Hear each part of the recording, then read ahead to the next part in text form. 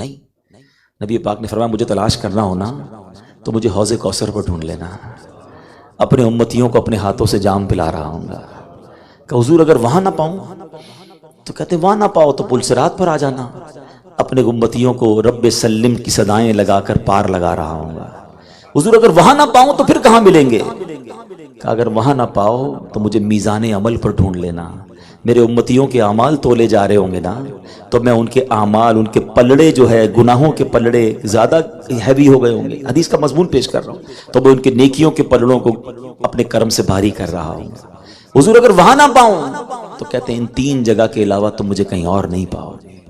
ہائے ہائے ہائے، اپنی کوئی فکر نہیں ہوگی نبی پاک کو، آپ تو بخشے بخشا ہیں نا، اس دن بھی خیال ہوگا تو ہم گناہگاروں کا ہوگا، کبھی ادھر کبھی ادھر۔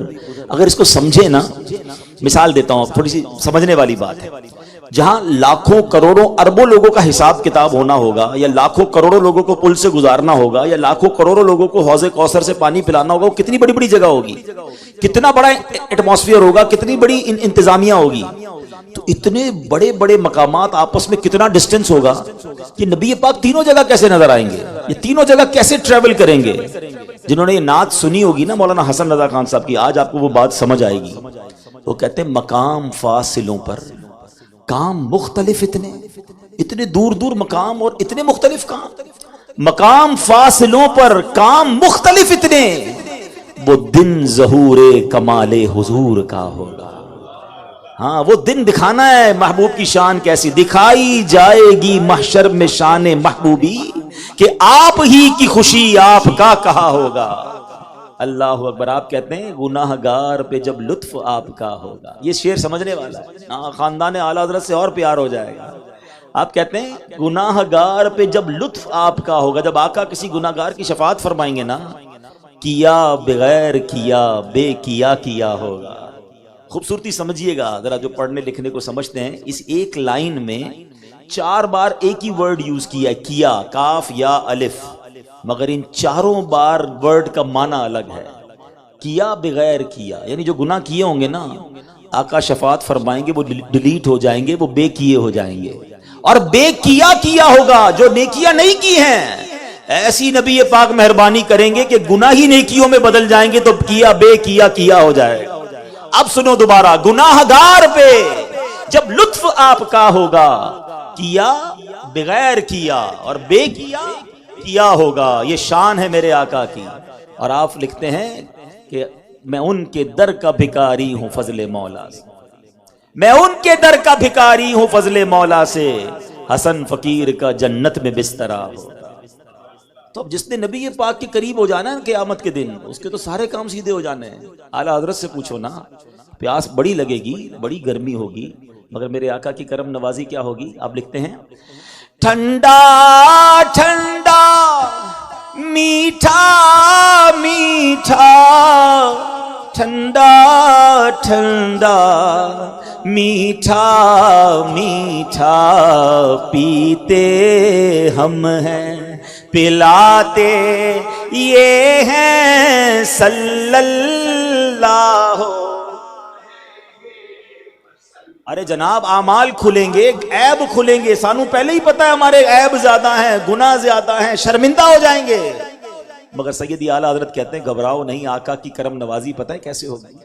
رنگے بے رنگوں کا پردہ، ہم رنگے بے رنگوں کا پردہ، دامن ڈھک کر چھپاتے یہ ہیں صلی اللہ۔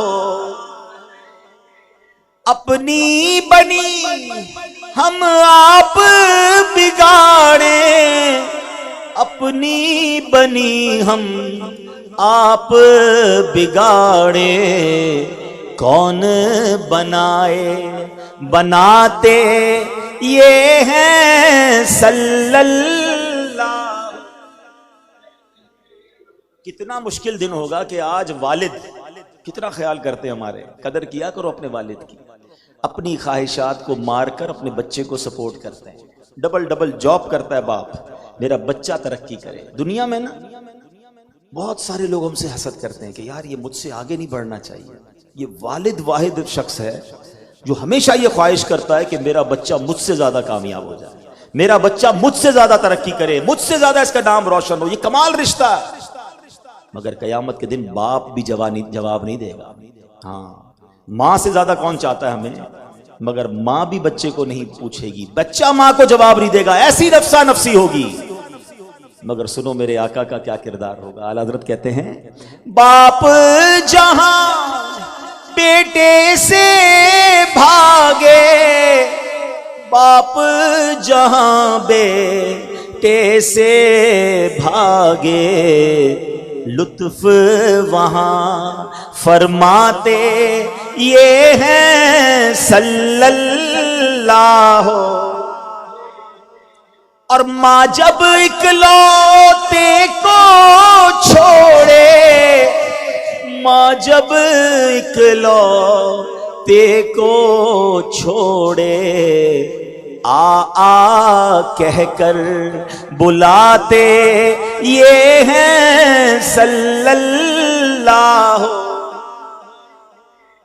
پل صراط, برج آف صراط, اللہ اکبر. ایسا برج تصور بھی نہیں کیا جا سکتا, بل تلوار سے زیادہ تیز, بال سے زیادہ باریک, اور جہنم کے اوپر بنا ہوا ہے. لوگ کٹ کٹ کے جہنم میں گر رہے ہوں گے, مگر سنو میرے آقا کیا کر رہے ہوں گے, اسی پل کے کنارے سجدے میں جا کر رب سلم امتی کی صدا بلند کر رہے ہوں گے. اعلیٰ حضرت کہتے ہیں کیا خوبصورت بات لکھتے ہیں کہ جب پل صراط سے گزرنا ہوگا نا تو نبی پاک کیا کریں گے, سلم سلم کی ڈھارس سے, سلم سلم کی ڈھارس سے پل سے پار چلاتے یہ ہیں صلی اللہ.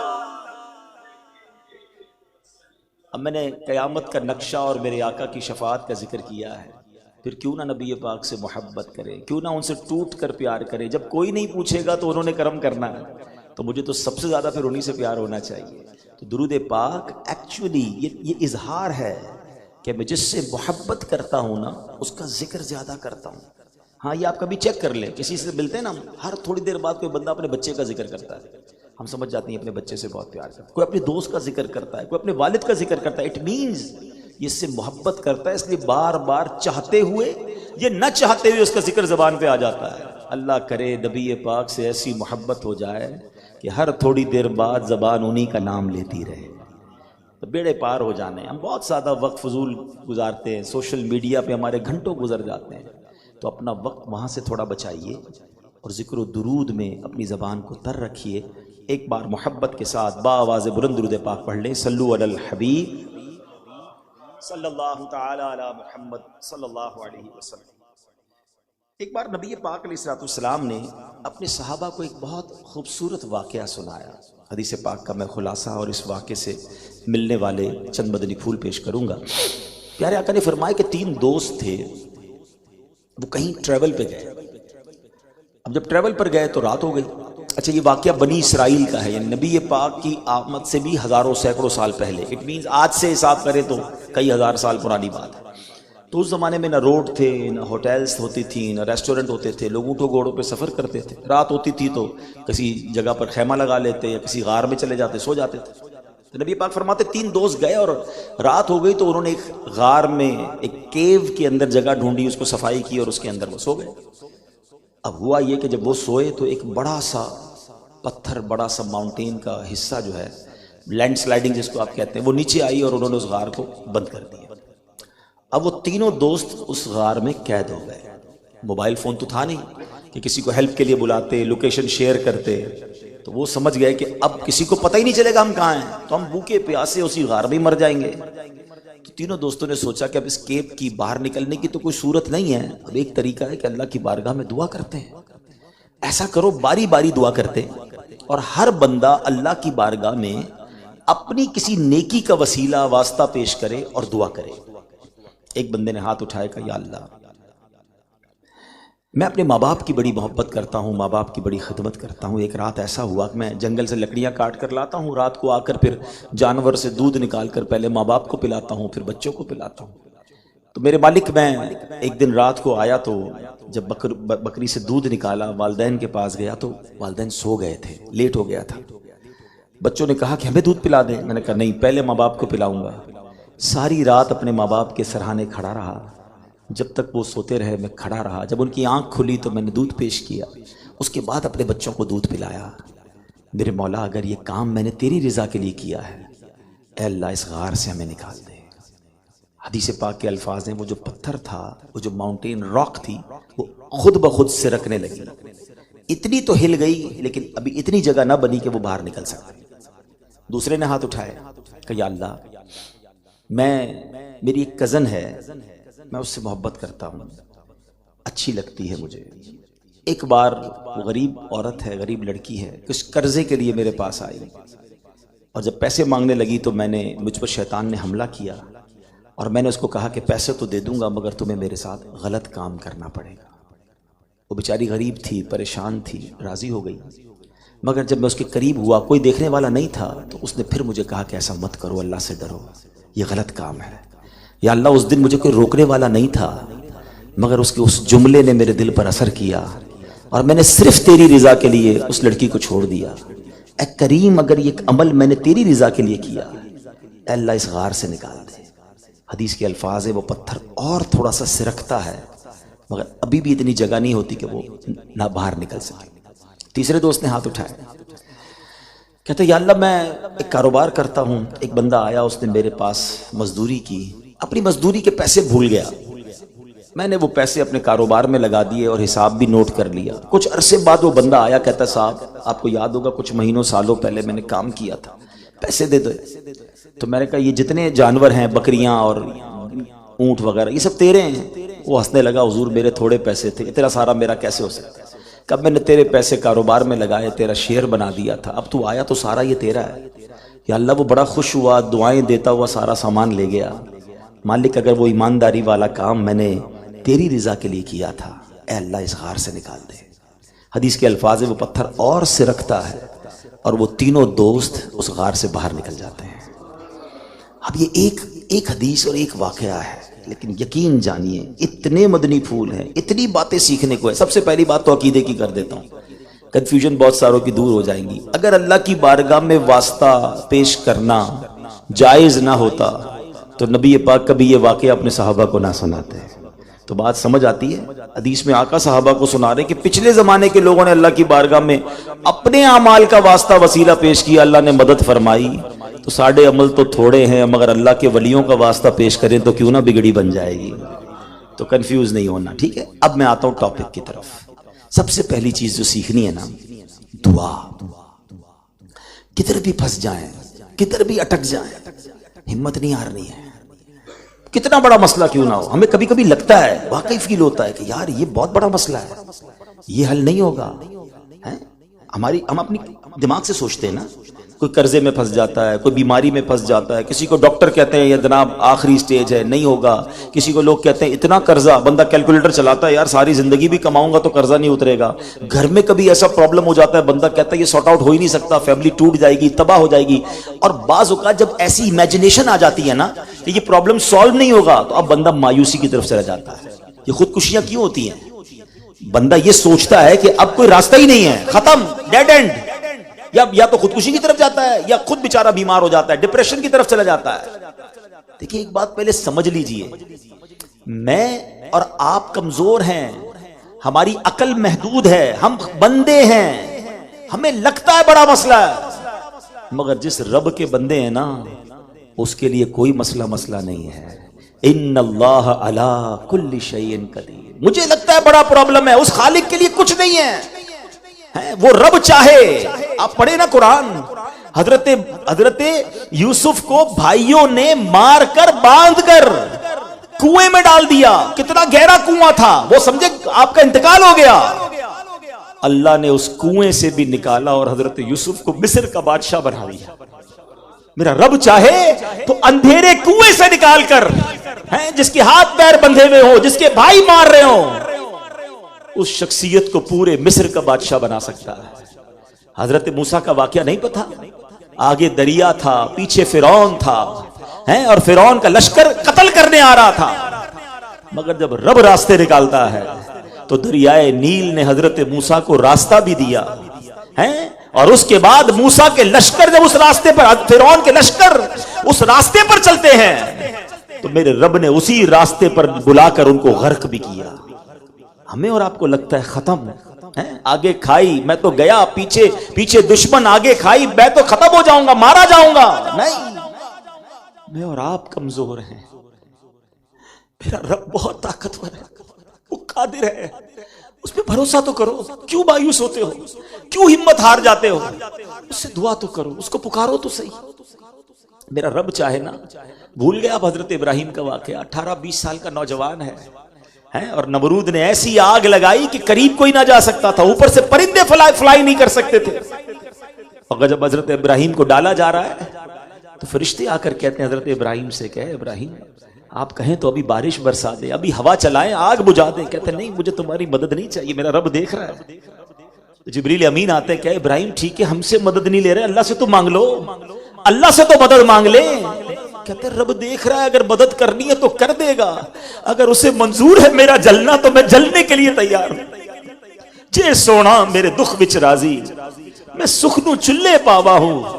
حضرت ابراہیم کا اللہ پر بھروسہ تو دیکھو نا، کیا ہوا، وہ آگ قریب سے لوگوں کو جلا رہی ہے، حضرت ابراہیم ایک روایت کے مطابق 7 دن، ایک روایت کے مطابق 15 دن، اور ایک روایت کے مطابق 40 دن اس آگ میں رہتے ہیں، اور وہ آگ ان کا بال بھی بیکا نہیں کرتی ہے۔ شاعر مشرق نے ایسے نہیں لکھا کہ اگر آج بھی ہو ابراہیم سا ایمان پیدا، ایکچول ریکوائرمنٹ اللہ پر بھروسہ ہے، ہاں آج بھی اگر وہ ایمان آ جائے نا، اگر آج بھی ہو ابراہیم سا ایمان پیدا، آگ کر سکتی ہے اندازے گلستان پیدا، آج بھی آگ باغ بن جائے گی، وہ ایمان تو لاؤ نا۔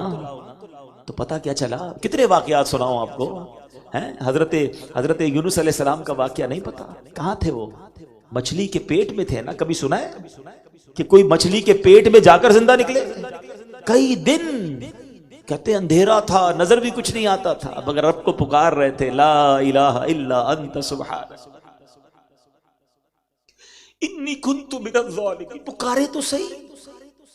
تو اے میرے پیارے اسلام، یہ واقعہ درس دے رہا، پکار کر کیا رہا ہے، جب بھی کسی بڑی پرابلم میں آپ پھنس جائے نا، اللہ کو یاد کرے، مایوس نہ ہونا، پہلے بھروسہ چاہیے، یقین، ہمارا پرابلم یہ ہم اللہ پر بھی بھروسہ نہیں رکھتے، یار میں دعا مانگ تو رہا ہوں، ہونا نہیں ہے، پھر نہیں ہونا، ہاں یہ یاد رکھیے گا، حدیث پاک میں مضمون ملتا ہے، جس کو رب پر ہی بھروسہ نہیں اس کی دعا قبول نہیں ہوتی، روایتوں میں آداب میں لکھا ہے سب سے پہلا فارمولا یہ یقین ہونا چاہیے، بلیف، جس سے مانگ رہا ہوں وہ دینے پر قادر ہے اور وہی نکالے گا، اور رب نے وعدہ کیا ہے تو اس لارڈ، تو اس وڈیرے، تو اس شخصیت، اس کے پاس فائل بھاگ، اس کے پاس جا، جو ساری کائنات کو نوازنے والا ہے اس کے پاس نہیں جاتے، سب کے پاس جاتے، رب کے پاس نہیں جاتے۔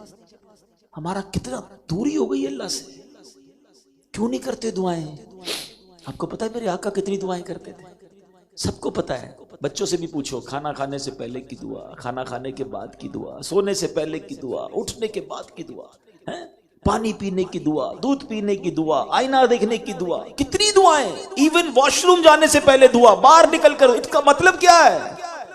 میرے نبی قدم قدم پر رب سے مانگ رہے ہیں، قدم قدم پر اسے پکار رہے ہیں، ہمیں ہفتوں ہو جاتے ہم دعا نہیں کرتے، اور دعا بھی کرتے تو بے دلی کے ساتھ، پتہ ہی نہیں ہوتا امام صاحب کیا مانگ رہے ہیں، آمین آمین، پتہ ہی نہیں ہے۔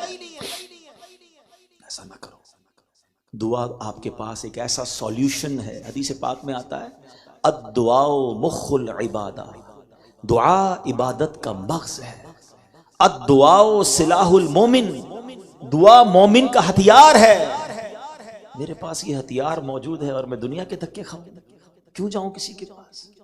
ذرا دل سے پکارو تو صحیح نا، مولا علی سے پوچھو، شیر خدا سے پوچھو دعا کیا ہے، پتہ ہے وہ کیا کہتے ہیں؟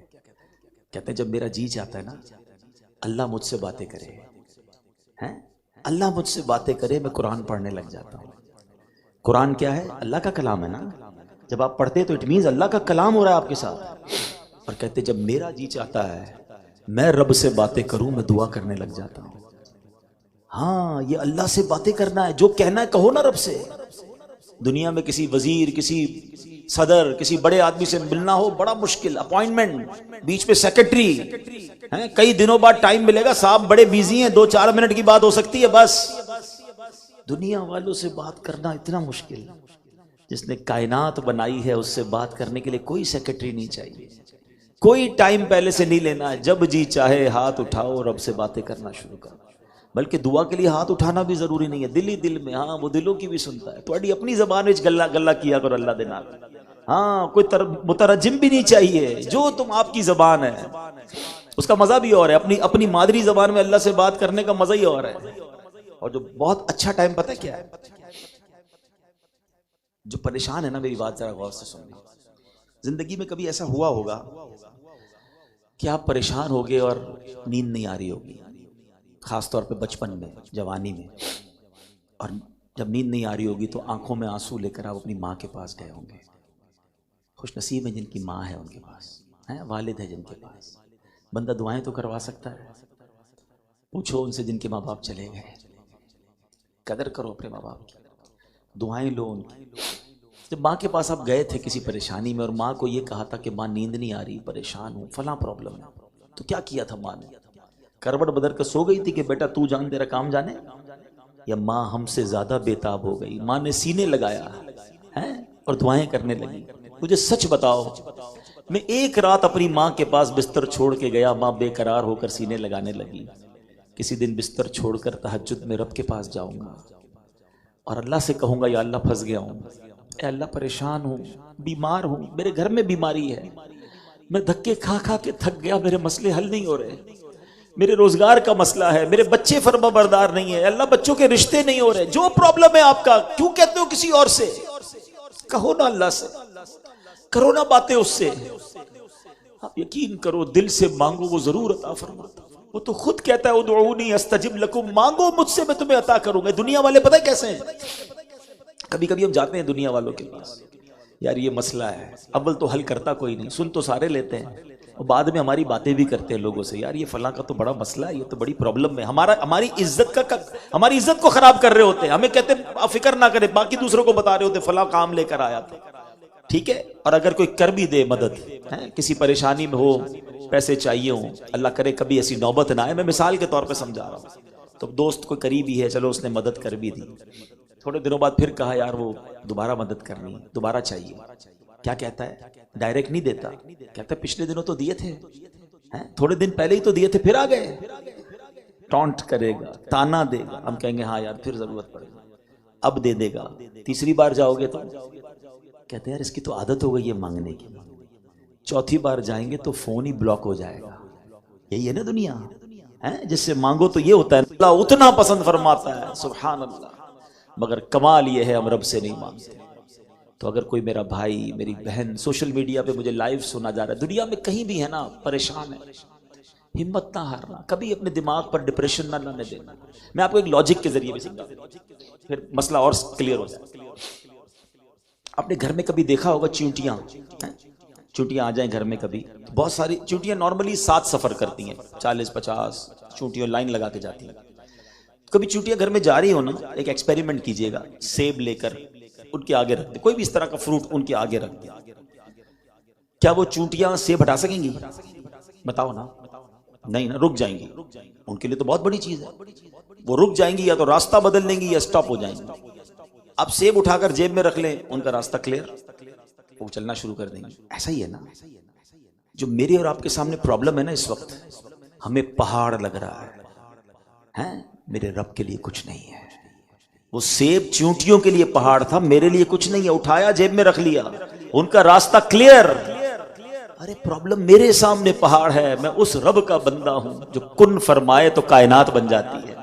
ان اللہ علی کل شیء قدیر، اس نے اشارہ کرنا ہے، اس نے رحمت کی نگاہ کرنی ہے، میرا مسئلہ ایسے حل ہونا ہے مجھے عقل میں بھی نہیں آنا، اور اللہ نے قرآن میں وعدہ کیا ہے وَمَن يَتَّقِ اللَّهَ يَجْعَلْ لَهُ مَخْرَجًا، جو اللہ سے ڈرے اللہ اس کے لیے راستہ نکالتا ہے، ہاں راستہ نکلے گا۔ وَيَرْزُقْهُ مِنْ حَيْثُ لَا يَحْتَسِبُ، اللہ ادھر سے روزی عطا فرماتا ہے جدھر تمہارا گمان بھی نہیں جائے گا۔ وَمَن يَتَوَكَّلْ عَلَى اللَّهِ فَهُوَ حَسْبُهُ، جو اللہ پر بھروسہ کرے اللہ اس کے لیے کافی ہے۔ بھروسہ ہی تو نہیں ہے، آج میں پہلا جو درس دینا چاہتا ہوں، اللہ سے دوستی کر لو، اللہ سے محبت کرو، اللہ پر بھروسہ، سب سے زیادہ رب پر بھروسہ کرو، پھر دیکھو آپ کی کیسی مشکلیں آسان ہوتی ہیں۔ پھر اب ذرا میں یہ واقعے کو تھوڑا سا مزید ڈسکرائب کر کے اپنی بات ختم کرتا ہوں۔ وہ 3 دوستوں نے کیا دعا کی تھی؟ پہلی دعا کیا تھی؟ وسیلہ کیا پیش کیا تھا؟ یا اللہ میں نے ماں باپ کی خدمت کی ہے۔ اٹ مینز اللہ کی بارگاہ میں ماں باپ کا بڑا مرتبہ ہے۔ اے میرے وہ بچوں جن کے ماں باپ حیات ہیں، خدا را ان کی قدر کرو۔ حدیث پاک میں پیارے آقا فرماتے ہیں، حدیث پاک کا مضمون ہے کہ کوئی بچہ اپنے ماں باپ کو محبت کی نگاہ سے دیکھے، اللہ حج مقبول کا ثواب عطا فرماتا۔ ایک صحابی نے کہا وَإِن نَظَرَ كُلَّ يَوْمٍ 100 مَرَّةٍ، حضور کوئی 100 بار دیکھ لے، دن میں 100 بار دیکھ لے، ماں باپ تو گھر میں ہی ہے نا۔ آقا فرماتے ہیں اللہ اکبر و اطیب، اللہ بہت بڑا اور پاک ہے، 100 بار دیکھے اللہ 100 حج کا ثواب عطا فرماتا۔ اب مجھے ایک بات بتائیں، محبت سے دیکھنے پر حج کا ثواب ہے، خدمت کرنے پر کتنا ثواب ہوگا؟ یہ تو دیکھنے پر ہے نا، جو کھانا کھلاتے ہیں، جو پیر دباتے ہیں، جو دوائی دلاتے ہیں، ماں باپ کے چہرے پہ مسکراہٹ لاتے ہیں، تو ان کا اجر کتنا ہوگا؟ تو جس کے پاس ماں باپ ہے نا، ان کی قدر کر لو، یہ حج کا ثواب ہے تمہارے لیے۔ بدقسمت وہ ہیں کہ جو ماں باپ کی خدمت نہیں کرتے، ماں باپ کو تنگ کرتے ہیں۔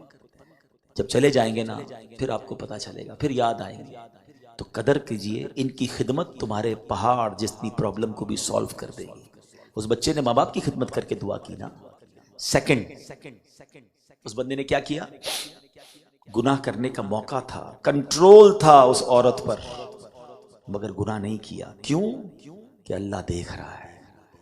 کاش یہ دل میں نقش ہو جائے، جب گناہ کرنے کو جی چاہے نا، ہم کیا کرتے ہیں؟ یار دروازہ بند کر دو، ذرا لائٹ آف کر دیں، ذرا ہیڈ فون لگا لیں، کوئی دیکھ نہ لے، کوئی سن نہ لے۔ ہمیں گناہ کرتے وقت یہ تو خیال آتا ہے کہ والد والدہ بھائی بہن دوست رشتہ دار نہ دیکھیں، چلو یار ذرا فیصلہ آباد سے باہر چلتے ہیں، ادھر جاننے والے زیادہ ہیں، کہیں اور چلتے ہیں۔ آپ کہیں بھی چلے جائیں، رب تو دیکھ رہا ہے نا۔ اور گناہ تو اس کے کر رہے ہیں، لوگوں کے تو نہیں کر رہے نا۔ اعلیٰ حضرت بڑی کمال کی جھنجھوڑنے والی بات کرتے ہیں، فرماتے ہیں چھپ کے لوگوں سے کیے جس کے گناہ، لوگوں سے چھپ کر اللہ کی گناہ کر رہے ہیں نا، گناہ اللہ کے کر رہے ہیں، چھپ لوگوں سے رہے، چھپ کے لوگوں سے کیے جس کے گناہ، وہ خبردار ہے کیا ہونا ہے۔ سوچو وہ تو دیکھ رہا ہے نا۔ تو اللہ کرے یہ دل پر نقش ہو، جب بھی جی چاہے نا گناہ کرنے کو، اللہ کرے دل سے صدا آئے کہ تو جو کر رہا ہے نا وہ رب دیکھ رہا ہے۔ اللہ کا خوف پہ اللہ کو بڑا پسند ہے۔ ایک اور حدیث پاک ہے، کبھی موقع ملا تو اس پر بیان کریں گے۔ اس حدیث میں 7 قسم کے لوگوں کا بیان کیا گیا کہ جن کو اللہ کے عرش کا سایہ نصیب ہوگا۔ اس میں سے ایک کیٹیگری وہ بھی ہے کہ جو بندہ کسی کو گناہ کرنے کے لیے کوئی عورت بلائے، کوئی جمال اور مال والی عورت بلائے اور وہ کہے کہ میں اللہ سے ڈرتا ہوں، اللہ کے عرش کا سایہ اسے نصیب ہوگا۔ تو اللہ کی محبت میں گناہ کرنا چھوڑ دیں، اللہ کرے۔ تیسرے نمبر پر اس شخص نے کیا دعا کی تھی کہ یا اللہ اس نے ایمانداری کی نا، مزدور کی مزدوری پوری دی بلکہ زیادہ کر کے دی، اللہ نے اس غار سے نکال دیا، اس پرابلم سے نکال دیا۔ زندگی میں کبھی بےمانی مت کرنا، موقع ملے تو بھی نہیں کرنی، پتہ چل جائے کہ یار اگلا تو بھول گیا ہے۔ کاروباری لوگ بیٹھے ہوتا ہے کبھی کبھی حساب میں، کسی کو نہیں پتہ چلتا، اس کے پیسے ہماری طرف آ جاتے ہیں، وہ بھول ہی جاتا ہے، اگلا حساب میں کیلکولیشن مسٹیک ہوتا ہے، ہمیں پتہ ہے، نہیں پتہ تو چلو ساڑھے ہو گئے۔ نہیں، ایک ایک روپیہ واپس لوٹانا ہے۔ دنیا میں قیامت کے دن نہیں لوٹا سکیں گے، کیونکہ یہاں تو پیسوں کا حساب ہے نا، وہاں نیکیوں کا حساب ہوگا، مارے جائیں گے۔ حدیث میں سیدی اعلیٰ حضرت امام اہل سنت لکھتے ہیں کہ جو کسی کے 3 پیسے جان بوجھ کر دبا لے، قیامت کے دن اسے 700 مقبول با جماعت نمازیں دینی پڑ جائیں گی۔